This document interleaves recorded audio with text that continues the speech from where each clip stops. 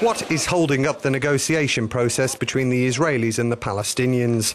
Medays, a forum in Tangier, organised by Moroccan think tank, the Amadeus Institute, this month brought expert speakers together under the banner "The South Between Crises and Emergence." On the margins of this year's forum, Euronews spoke to the chief Palestinian Authority negotiator, Saeb Erekat. What can be expected to come out of today's direct talks? The doors are closed. Unfortunately, Israeli Prime Minister Benjamin Netanyahu has chosen settlement building at the expense of peace. As a consequence, the Israeli government shoulders full responsibility for the breakdown of direct negotiations undertaken at the behest of US President Obama, which were bound to fail even before they began on the 26th of September.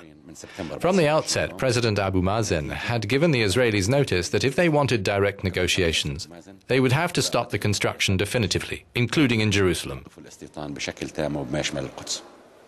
How do you see the Palestinian territories today, and what danger does the expansion of the settlements represent for Palestinian security? It's very serious. Carrying on with the policy of settlement building and all it implies, walls of separation, arrests, the inhuman and unjust embargo imposed on Palestinians in the Gaza Strip, where food and medicines are used to keep pressure on 1.5 million people. The Israeli government is apparently adamant about pursuing its colonization policy and keeping the status quo for its own interests as a source of power. I think the Palestinian Authority will no longer accept this.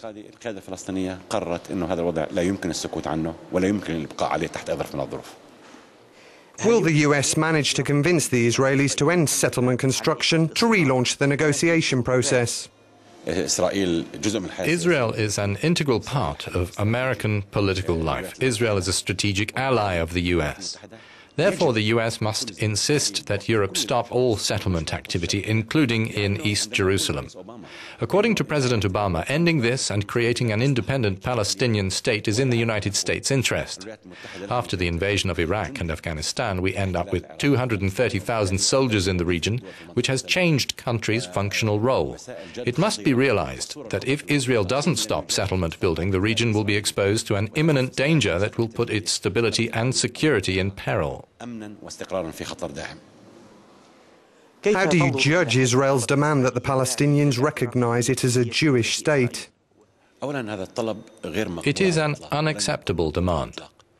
On the 9th of September 1993, there was an exchange of letters of recognition between the Palestinian Liberation Organization, represented by the martyr Yossi Arafat, and the Israeli Prime Minister of the time, Yitzhak Rabin.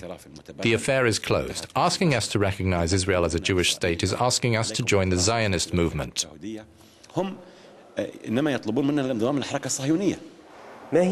What choices lie before the Palestinians and President Mahmoud Abbas if the negotiations with Israel fail? The first alternative is the one Abu Mazen has already proposed to the heads of Arab countries. It is to contribute to the success of President Obama's efforts so that he imposes on Israel a halt to all settlement activity, to restart the direct talks and become more concrete on the questions of borders and security, to finish this affair. Until the end of this month, if the US doesn't manage to impose this, we will opt for the second alternative as an Arab country, not as Palestinians. We will ask the US to recognize the Palestinian state according to the 1967 border with Jerusalem as its capital. If the US doesn't take up this initiative, Palestine in the United Nations as an observer member will present its candidature to be a member state of the UN under the 1967 borders. If the application is accepted without the US using its veto, the member countries will be asked to recognize the Palestinian state within the 1967 borders. The fourth alternative is if the US uses its veto. We will invoke the principle of union for peace as noted in Decision 337 in 1950, according to which the UN General Assembly would have the same powers as the Security Council to recognize the Palestinian state. Our fifth alternative is to seek to guarantee an international mandate on Palestine. The last alternative would be to ask for an addition to the Fourth Geneva Convention, which is to protect civilians in armed conflicts, which concerns all of Palestine, including East Jerusalem. There is no solution without Jerusalem. Left-wing Israeli former Deputy Foreign Minister and Justice Minister Yossi Beilin heads the Geneva Initiative Steering Committee. Israel's Prime Minister says that he can't extend a freeze of West Bank settlement construction because such a step will lead to the fall of his coalition. Is the fall of a government more important than the peace process? Well, I hope very much that his government will fall. I think that it is one of the worst governments that Israel ever had. So I don't believe that there is a real problem for his government, but if he is right, I'm very happy. How do you assess the policy of Netanyahu and his eventual threat to invade the West Bank if President Abbas asks for the declaration of a Palestinian state? Of course, I prefer much more to have an agreement rather than to have any unilateral decision, because, you know, if the Palestinians declare tomorrow that unilaterally that they are having a state, they will not have a state. I mean, they will still have 40% of the West Bank. They are not going to have more than that.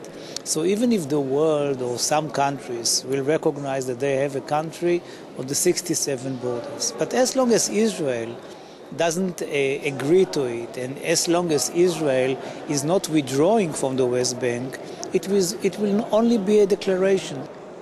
Israel is asking Palestinians to recognize it as a Jewish state. How do you explain this new demand?